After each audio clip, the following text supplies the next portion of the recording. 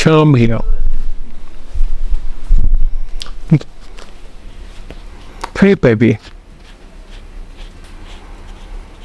Good girl.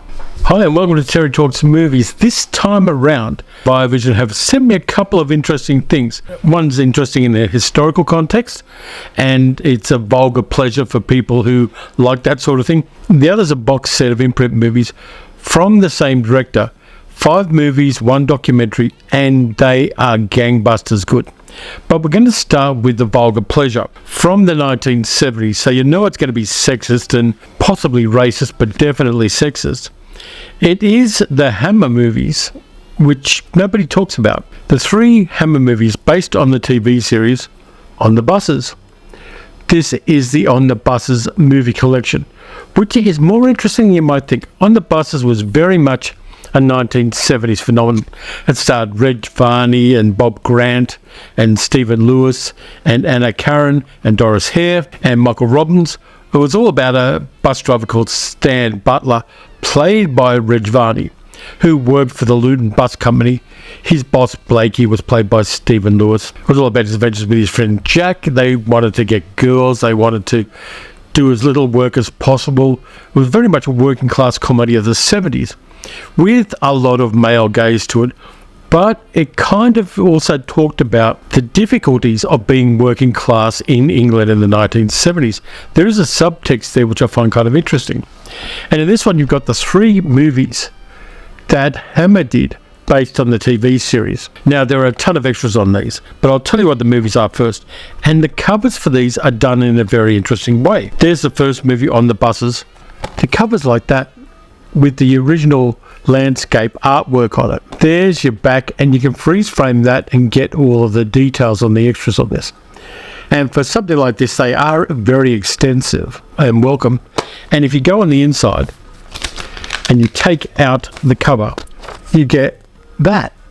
You get a Instagram style, TikTok style picture of Reg Varney. But I'll just read out the special features on these because I think they are worth that. 1080p high def transfer, audio commentary by television historian Henry Holland and Aaron Brown of British Comedy Guide, alternative open map 1.33:1 uncropped version of the film. People like open map for some reason. I'm not a fan of it. I like my widescreen, but there is a 1.33:1 open map version of it. Interview with the actress Andrea Lawrence, who was in this movie. Interview with runners for Hammer Studios, Brian Reynolds and Philip Campbell. Interview with Dean Sullivan of Sullivan Buses on the classic Route Muster buses, which were very much a feature of the series and the movie. Alternative opening music, theatrical trailer, and a photo gallery. Really interesting, that one. Luna, shush. The second movie, which is about them taking their buses through a safari park and Stan getting engaged to a woman. Stan was notoriously unsuccessful with women. And this one is Mutiny on the Buses, which featured one of those lion safari parks that were popular in England in the 70s. They were also here in Australia.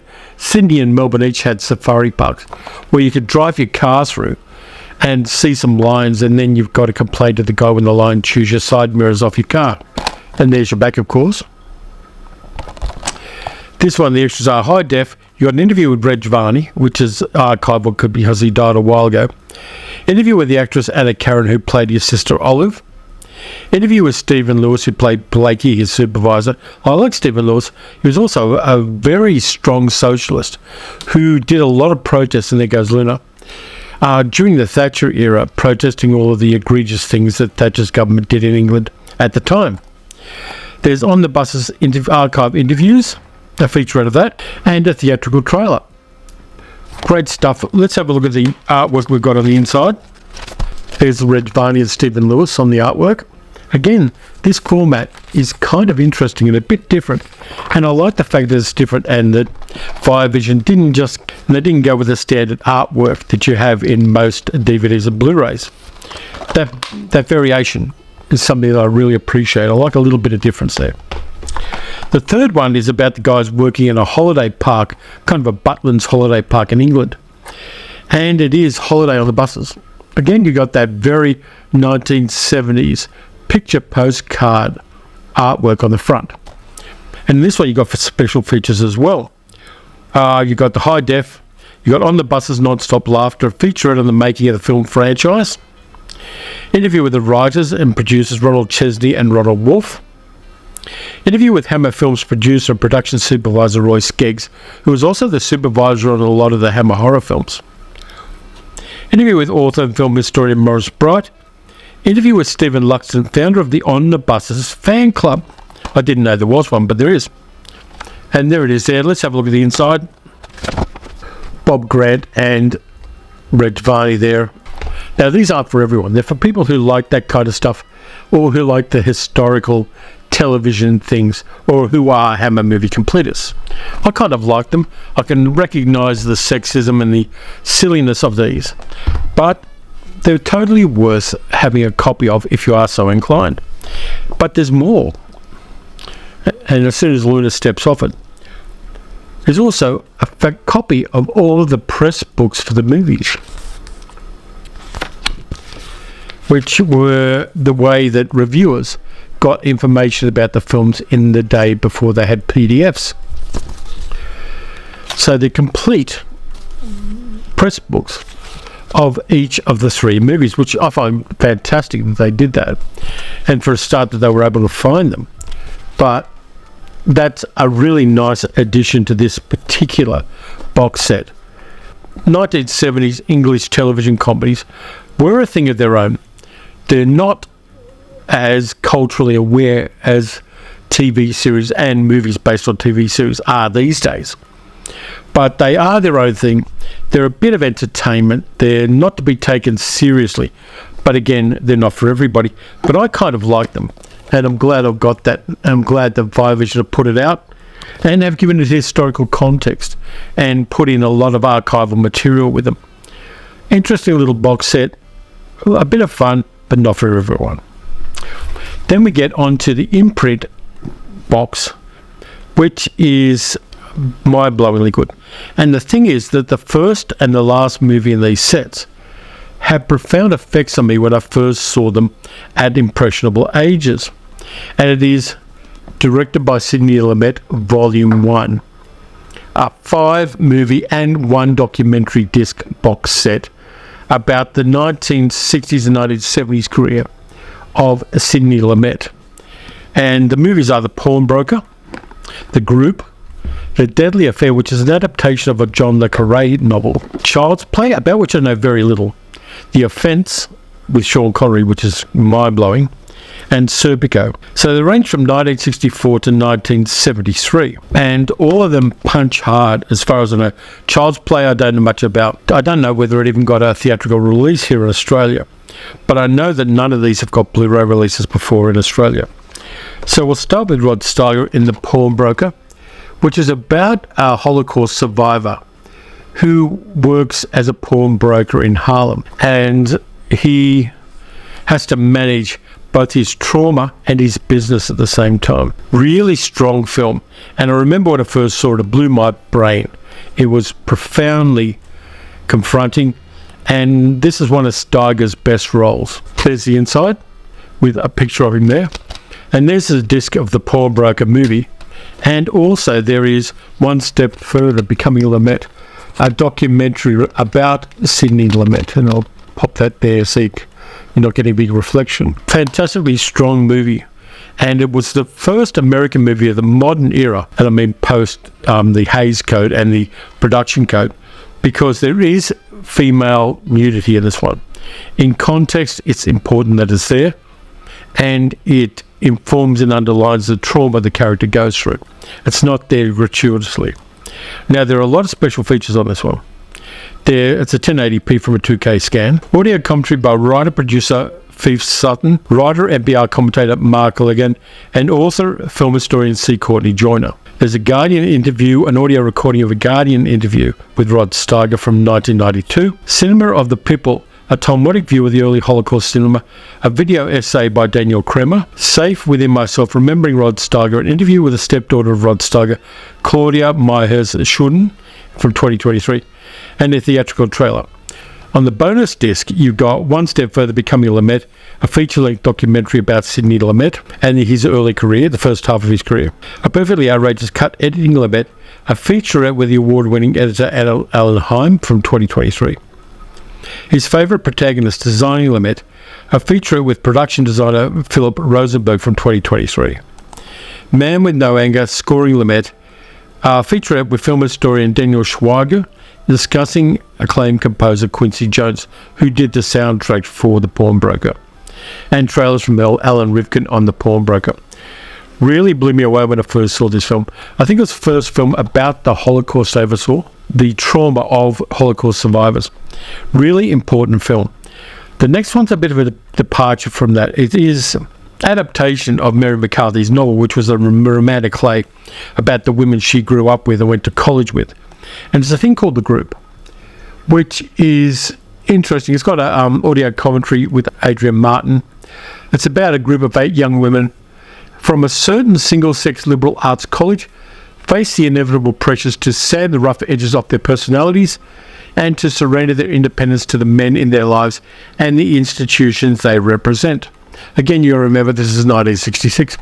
Great cast is Candice Bergen, Joan Hackett, Elizabeth Hartman, Shirley Knight, Joanna Pettit, Jessica Walter, and Kathleen Widdows. And the men include people like Larry Hagman, Richard Mulligan, and Hal Holbrook. It's very much of its time, but it was quite popular then, and it's beautifully filmed. Wasn't particularly a financial success, and there was a long essay that Pauline Kael did about this movie and about the production of this movie and how the movie was developed by Lumet and the production crew and the actors. It's a really interesting essay if you can find a copy of it.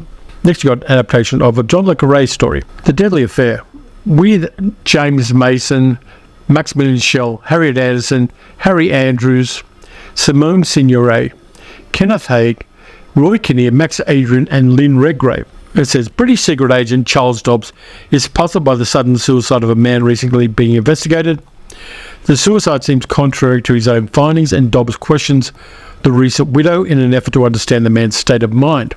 When the Foreign Office tells Dobbs to drop the inquiry, he persists, even enlisting a retired investigator when he turns up further disturbing evidence. There are no extras on this one, but I remember seeing this a long time ago and enjoying it. Really interesting mid-career for James Mason as well, who turns up in one of these other movies. But that's the one I'm going to watch first, I think, because I remember liking it, but I don't remember too much about it. Next up, we come to Child's Play with James Mason, Robert Preston, and young Beau Bridges. This is from 1972. And the blurb says, at an exclusive boys' school, a new gym teacher is drawn into a feud between 2 older instructors and discovers that everything at the school is not quite as staid, tranquil, and harmless as it seems. Not going further than that, I'm not even going to look at spoilers on Wikipedia. I'm going to come on this one cold when I watch it. 1080p from a 2K again. Audio commentary by film historian Howard S. Berger. And Designing Sydney, an interview with production designer Philip Rosenberg from 2023. I'm looking forward to that one. Let's have a look inside. There it is with a picture of James Mason inside. Looking forward to that. Again, I'm going in cold on it, but I'm kind of glad that I am. Next up, this is, for me, probably one of the top 3 in the group. I do have another copy of this on Blu-ray from an English one, but this has so many extras and so much good stuff. This is the Sean Connery movie that few people talk about, but which shows him acting incredibly well. And it's a movie called The Offence. Set in the north of England, it says after 20 years, what Detective Sergeant Johnson has seen and done is destroying him. It's about Connery's detective sergeant investigating a child molester, and something cracks in him. He goes totally mad and totally brutal and violent. It's really in that 1970s sweet spot of wintertime crime drama. Really strong stuff. It's got a good cast. Trevor Howard's in there as well. Vivian Merchant, Ian Bannon. There are a lot of extras on this one. In the audio commentary with film historians Lee Pfeiffer, Tony Latino, and Paul Scrabo from 2023. Sidney Lumet, Childhood Elegy, a video essay by Howard S. Berger. Interview with the second assistant director Michael Stevenson. Interview with composer Harrison Birtwistle. Interview with the stage director Christopher Morahan. Interview with the assistant art director Chris Burke. Interview with costume designer Evangeline Harrison. Interview with the sound mixer Simon Kay. So they got a lot of people who worked on this into this. This is a brutally hard crime drama. It really is something totally special. And there's your picture of Connery there. Connery in this is fantastic. It's one of his first great roles. Even though it is 1973 and he'd done things before it. This one is Connery really coming to being a character actor rather than the guy in James Bond. You've got to see this one. Totally recommended, totally fantastic, totally brutally memorable. And then we come to the next one, which was one of the first grown-up movies I saw in the cinema in 1973. Normally I was seeing things that were kind of kid-friendly and kid-friendly adjacent. And then I went to see Serpico in the cinema with Al Pacino, about the real-life Frank Serpico, a New York City cop who wouldn't be corrupted and then the blurb here is, many of his fellow officers consider him the most dangerous man alive, an honest cop. Filmed in New York City in the 70s when New York City was on a decline. It's really strong. Pacino I don't think was ever better than he was in Serpico. Music by Mikis Theodorakis, based on the book by Peter Holmes. No extras on this one, but Serpico I really liked. For me, I like this better than I like The Godfather as far as Al Pacino's work's concerned. He really digs deep to play the character of Frank Serpico. And again, you've got that slight, that picture of Pacino as the undercover cop. I'm really interested to revisit this one because I haven't seen it since the 70s. But I remember being profoundly affected by the drama and the character of Serpico and the honesty and the kind of integrity of the character. I remember getting shot in the cheek, things like that. That one I'm looking forward to seeing a lot. So just to give you an overview of the extras, you can freeze frame on that if you want to. This says, directed by Sidney Lumet, Volume 1. And Volume 2 should be interesting because there are lots of possibilities that could go into a Volume 2 here. So many movies that Lumet did, things like Network, for instance, or Murder on the Orient Express with Albert Finney. Tons and tons of them. I hope they don't do The Wiz because I don't like The Wiz. I think it's a piss-weak movie. But lots of possibilities in a Volume 2. And I'm glad that Imprint have put this one out and given us these 60s and 70s movies, which otherwise might be forgotten. There's so much information about new movies coming out into the media sphere and into the internet that revisiting movies from the 60s and 70s that are bloody good entertainments punch really hard. Beautifully shot, beautifully acted, beautifully written is important, and a collection like Sidney Lumet, directed by Sidney Lumet, Volume 1, is something I'm going to like. There's not a movie here I'm not going to rewatch in the next couple of months. And thank you again to Imprint and Viavision for giving me that, and for, on a lighter note, giving me that to review. I'll post links to where you can get both of these in the description of the video. But that's it for this time around. If you enjoyed this video, please like, subscribe, leave a comment, hit the notification bell. Let me know which of these movies you'd like to see and in what order you'd like to see them. You can also support the channel by becoming a channel member, or you can become a patron at patreon.com/TerryTalksMovies. Next up, we've got Science Fiction Saturday, and I've got a couple of things lined up for that, which are going to be fun. But until then, watch some good movies, watch some bad movies. Watch some classic movies from the 60s and 70s that will blow your socks off. And I'll catch you next time.